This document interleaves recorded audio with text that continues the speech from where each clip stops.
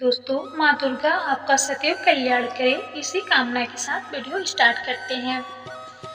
दोस्तों, कन्या पूजन में इस बात का ध्यान रखें कि कन्याओं की उम्र 2 से 10 साल की उम्र के बीच होनी चाहिए और इनकी संख्या 9 होनी चाहिए। दोस्तों, ये 9 कन्याएं माँ दुर्गा की 9 स्वरूप मानी जाती हैं। उनके साथ एक बालक को भी जरूर आमंत्रित करें, इस बात का आप विशेष ध्यान रखें। यह बालक दोस्तों बटुक भैरव का रूप माना जाता है। शक्तिपीठ की सुरक्षा के लिए महादेव ने एक भैरव रखा हुआ है, इसलिए देवी के साथ इनकी भी पूजा की जाती है। शक्तिपीठ की पूजा के बाद अगर भैरव के दर्शन नहीं किए तो माता के दर्शन अधूरे माने जाते हैं। दोस्तों, तो इस बात का आप विशेष ध्यान दीजिएगा कि 9 कन्याओं के साथ एक बालक को भी जरूर आमंत्रित कीजिएगा। अब दोस्तों, कन्या पूजन करने से एक दिन पहले ही कन्याओं को आमंत्रित करना मत भूलिएगा।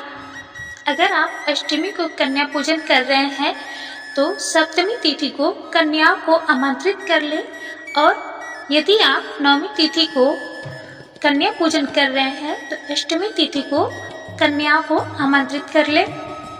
साथ ही पूरे घर को साफ और स्वच्छ रखें, क्योंकि घर आने वाली कन्याएं माँ दुर्गा का प्रतीक होती है।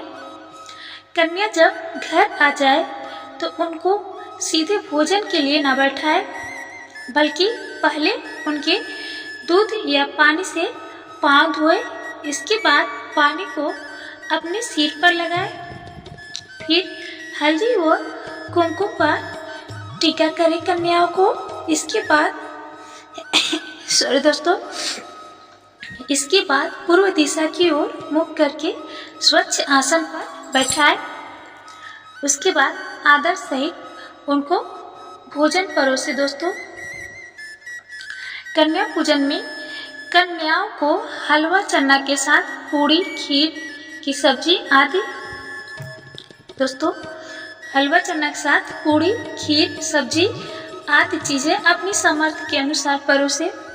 साथ ही इस बात का ध्यान रखिए कि कन्याओं और बटुक भैरव को जबरदस्ती भोजन न कराए। वे जितना खाए उतना ही आदर पूर्वक खिलाए। भोजन के बाद कन्याओं को सामर्थ्य के अनुसार दक्षिणा या उपहार देकर लाल चुनरी ओढ़ाए और पूरे परिवार के साथ पैर छूकर आशीर्वाद ले।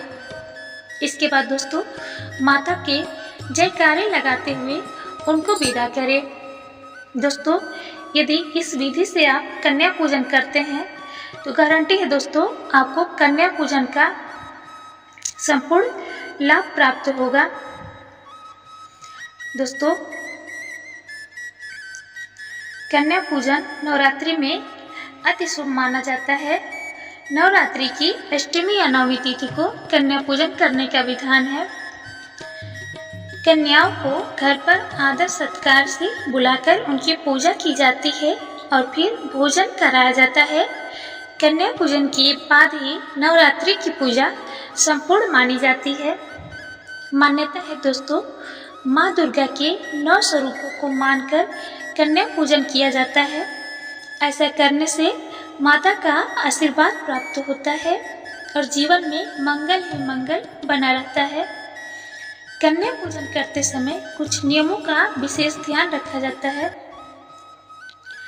और इन नियमों के तहत ही पूजन संपूर्ण होता है।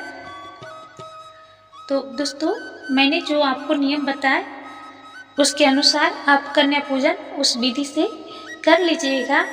बाकी नियमों को मैं एक सेपरेट वीडियो में लेकर के आऊँगी। तब तक विनम्र निवेदन है आपसे कि आप मेरे चैनल को सब्सक्राइब करके मेरे चैनल धन प्राप्ति 2.2 के साथ जुड़ जाइए। माँ दुर्गा आपके पूरे परिवार का कल्याण करे, इसी कामना के साथ फिर मिलते हैं नेक्स्ट वीडियो में। धन्यवाद।